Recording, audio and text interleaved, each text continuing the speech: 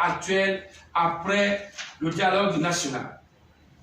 La gratuité des soins médicaux pour les premières 24 heures aux urgences pour les Gabonais, dans les centres hospitaliers et universitaires de Libreville et les centres régionaux de l'ensemble du pays.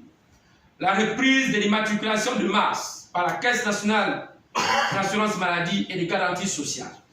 La nationalisation du transport urbain, la nationalisation de Gabon Télécom, la création d'une société industrielle d'alimentation et d'élevage à l'exemple de la défunte Siam. La justice étant le ciment de la cohésion nationale, il faut garantir l'indépendance du pouvoir judiciaire et mettre à la disposition des magistrats des moyens matériels et sécuritaires nécessaires à l'exercice de leurs fonctions, afin de leur permettre de les remplir en toute indépendance et sécurité. Éviter les nominations claniques et clientélistes, cela donnera aux administrations civiles un caractère véritablement républicain.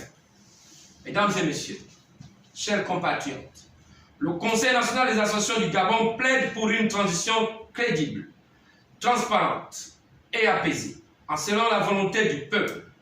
Nous osons croire que la justice et l'équité seront vos principaux outils de travail, afin de garantir au Gabon tout entier le lendemain meilleur, animé par des principes de droit en accord avec notre si chère devise. Union, travail, justice. L'avènement du CETERI a été une source d'espoir.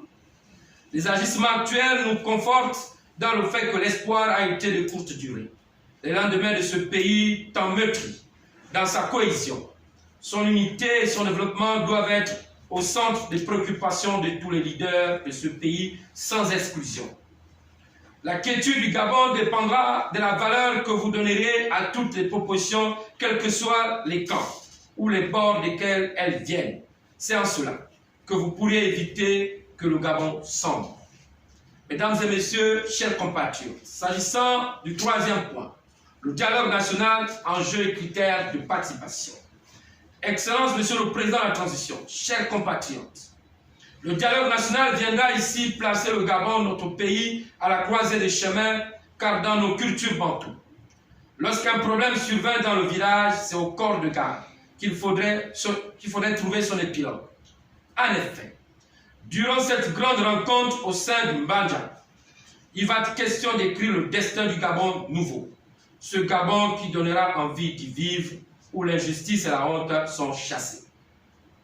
En outre, il revient ici aux plus hautes autorités de la transition de donner la possibilité à plusieurs Gabonais, de la société civile, des associations, des confessions religieuses, des traditionalistes, d'y être majoritairement représentés.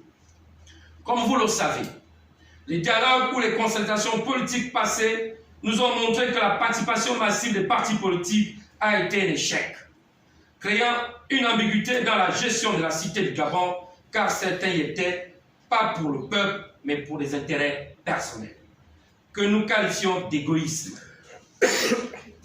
Depuis la conférence nationale de 1990 aux assises d'Angodje 2017, voire la concertation politique avant les élections d'août 2023, nous pouvons déduire, sans risque de nous tromper, que la situation actuelle est l'émanation des partis politiques.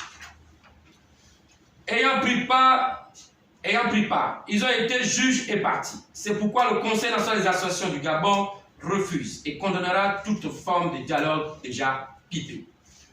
Monsieur le Président de la Transition, Monsieur le Premier ministre de la Transition, les yeux du monde entier sont rivés vers le Gabon.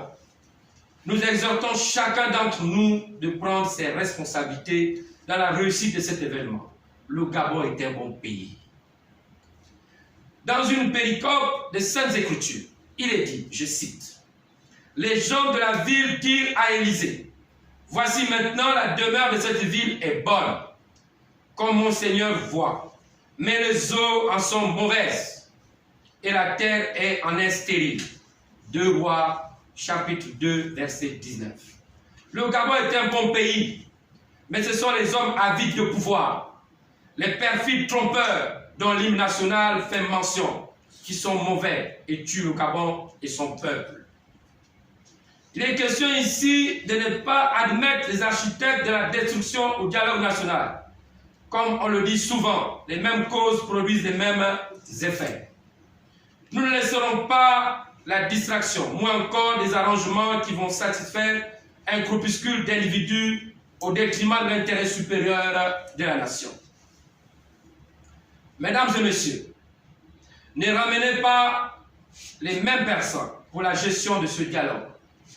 Essayons avec de nouvelles expertises, souscrivons à des paradigmes nouveaux pour le Gabon que nos ancêtres ont rêvé devenir une réalité, notamment Joseph Rangélé, Pierre Mamboundou, Mbaoba et bien d'autres. Chers Gabonais, plaçons-nous au-dessus de toute conspiration. C'est possible